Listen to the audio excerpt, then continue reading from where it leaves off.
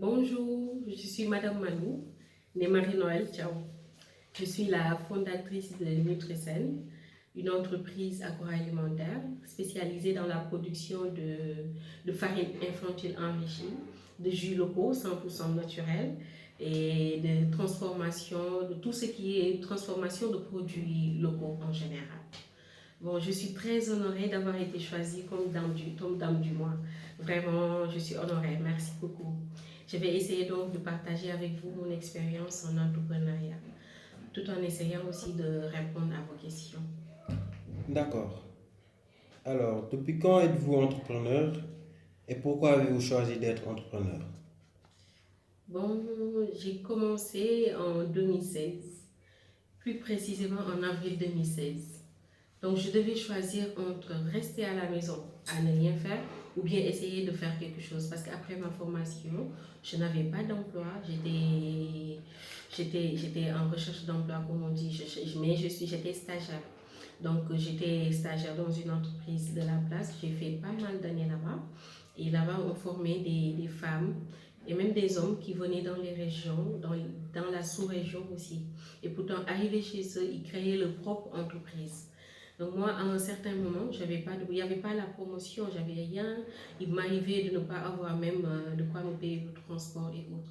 Donc je suis restée un bon moment à la maison à ne rien faire. Et c'est là que, avec les conseils, les gens me disaient, mais toi, avec ta formation, tu peux essayer de faire quelque chose. Donc je suis restée un moment à réfléchir. Et c'est là que m'est venue l'idée d'entreprendre. Ouais. Voilà. Est-ce que les débuts ont été difficiles? Oui, là, je dirais très difficile même. Le début a été difficile. Jusque-là, mais on essaie de s'adapter.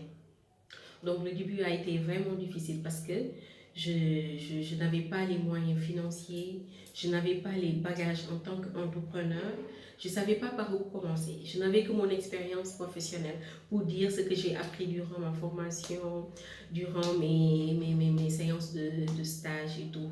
Donc, je ne savais pas par où commencer. Mais heureusement, avec la grâce de Dieu, le Seigneur a mis sur mon chemin une personne qui m'a aidée, une personne qui me soutenait, qui me boostait aussi. Et il m'a aidé financièrement aussi. Donc, j'avais commencé avec un budget de 75 000 francs, oui, comme début. Mais c'était vraiment difficile parce que moi-même, je devais faire la production, je devais faire la livraison, je prenais les moyens de transport. Donc, c'était vraiment difficile parce que je pouvais prendre toute une journée à faire une production à cause de que 10 bouteilles. Parce qu'au début, j'avais commencé avec les jus. J'avais commencé avec les jus, donc c'était vraiment difficile à moi-même de faire la production. Et d'autre côté aussi, j'étais la seule à entreprendre dans ma famille. Et mes sœurs étaient des salariés, donc c'était vraiment difficile. Ouais, c'était pas du tout évident. Mais là, actuellement, je rends grâce à Dieu parce qu'il y a des personnes qui m'aident pour la production. Il y a une personne qui s'occupe maintenant de la comptabilité, finance et tout. Il y a une personne aussi qui s'occupe de la communication et tout ce qui est marketing. Donc, on rend grâce à Dieu maintenant. On essaye d'évoluer petit à petit. D'accord. Quelles sont les valeurs qui vous ont permis de croître? Les valeurs qui m'ont permis de croître, moi je dirais d'abord c'était la motivation et aussi la patience et surtout aussi le dynamisme. Parce que tu ne peux pas te dire en tant qu'entrepreneur, surtout si tu évolues dans le domaine de l'alimentation, tu dois être rigoureux, tu dois être dynamique. Ça, je me dis que c'est quelque chose de primordial, c'est quelque chose c'est nécessaire d'être dynamique. Parce que la production en tant que responsable de production, ça demande beaucoup d'efforts si tu vas avoir des produits de qualité et surtout en essayant de respecter les normes du système HACCP. Donc, c'était difficile. Donc, je me dis la motivation, les valeurs aussi qui m'ont permis de croître. Je répète, la motivation, la patience et le dynamisme aussi. Vraiment. Quelles sont les qualités d'un bon entrepreneur selon vous? Bon, selon moi, je me dis un bon entrepreneur, c'est d'abord une personne qui a des objectifs et il veut atteindre ses objectifs. C'est une personne qui a une vision à court et à long terme. Oui, un entrepreneur, c'est une personne qui est rigoureux, motivé et qui n'a pas peur de voir loin. Oui. Donc, je me dis qu'être entrepreneur, c'est d'abord un état d'esprit. Oui, c'est un état d'esprit. Avoir un état d'esprit d'entrepreneur, c'est-à-dire être motivé et se dire qu'on ne perd jamais. Soit on apprend ou on gagne. Oui, en entrepreneuriat. C'est aussi un mode de vie. Ça veut dire un entrepreneur, il sait dépenser son argent. Il sait dépenser son argent, il sait distinguer ses actifs de ses passifs. Comme par exemple, moi en tant qu'entrepreneur, étant femme, je me dis, je vais 200 000 francs, je vais ben cheveux naturels, genre, je vais sañse, affaire non. Parce qu'en tant que femme, c'est normal, comme on dit. Mais en tant qu'entrepreneur, il y a des sacrifices à faire. Comme je disais, mon mode de vie, parce que du beurre yu bëri da nga war a xam say priorité yu bëri da nga koy bàyyi parce que boo amee benn 200 000 francs nga ne dama koy jëndee cheveux naturels après ma toog alors que un entrepreneur 200 000 francs yooyu mën na ko jël mu xool nan la koy liggéeyee comment fructifier son argent et après mën na si amaat yeneen 200 000 mu jëndee ko cheveux naturels loolu moo tax ma ne c'est aussi une mode de vie. Donc être entrepreneur c'est pas du tout facile vraiment parce qu'il y a beaucoup de sacrifices à faire. Et tamit, il y a quelque chose que me retenir. Un bon entrepreneur tamit doit toujours apprendre. Il y a s'instruire et apprendre. Donc, chaque fois, il doit être à la recherche de quelque chose. Nous devons faire une baisse.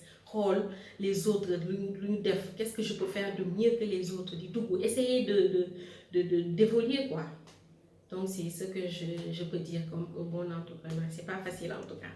Ok. Quel conseil donnez-vous aux nouveaux entrepreneurs? Bon, ce que je peux donner comme conseil aux nouveaux entrepreneurs comme moi, c'est d'abord d'être motivé.